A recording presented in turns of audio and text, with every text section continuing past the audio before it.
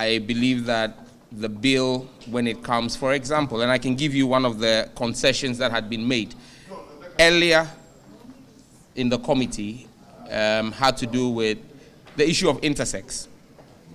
If you read the original bill, you would see that we criminalized a number of expressions of homosexuality, but stated in our bill that intersex was considered a biological anomaly. The Attorney General agreed with the view of the committee, which we had met with earlier, that if we were not criminalizing intersex and were recognizing it even in the original bill as a biological anomaly, then we should take it out of the bill completely, so that the bill focuses on the things that we are criminalizing. So if the Attorney General raised an issue of human rights for people who have a biological anomaly, the committee's work had already taken care of it. By and large, we finished the meeting in very good time, like I said, in a little over 90 minutes. And there was consensus and agreement amongst all of us. I asked him a specific question, which he answered. And I asked for his permission if I could even put that out, and he gave. I asked him specifically if he thought that the current shape of the bill that the committee had worked on, that the membership, the sponsors also felt comfortable represented our aspirations, if he thought that it infringed on any fundamental human rights in Ghana. And the Attorney General responded that he did not see any conflict between our bill and the Constitution in its current form. He did not see any infringement on human rights, and that he actually supports the bill as it stands.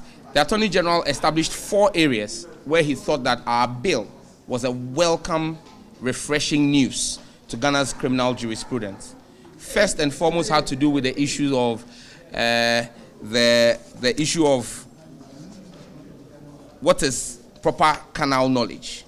And you know that when you look at section 104(1)(b) of the Criminal Act, where it talks about what is canal knowledge and all, the Attorney General holds the view that section 104 of our Criminal Act, as it stands today, is actually discriminatory, because it talks about penetration, and penetration is only relative to men.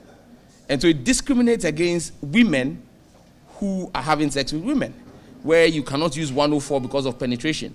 But our bill rectifies that, and he thinks that that is the first place where he believes that our bill is a welcome, refreshing news. Again, the second has to do with marriages. The Attorney General references in his memo the Marriages Act, Cap 127, the Marriages Act of 1884 to 1985, where he says that in there, the Marriage Act recognizes marriage as a union between a husband and a wife. But he felt that in giving today's nuances, it was important that we had a new legislation that deepened it and made it clear that marriage can only be between a man and a woman as husband and wife, not between 2 men as husband and wife. And so again, he thought that our bill was a welcome news. Again, on the issue of void marriages, he said if the Marriage Act of Ghana does not recognize marriage between persons of the same sex, and our bill has a clause that deals with void marriages, that specifies that even if you go and contract a homosexual marriage outside of Ghana, when you get into the jurisdiction of Ghana, it will be null and void before the law, and the law would have no recognition of that union. He thought that our bill was a welcome address.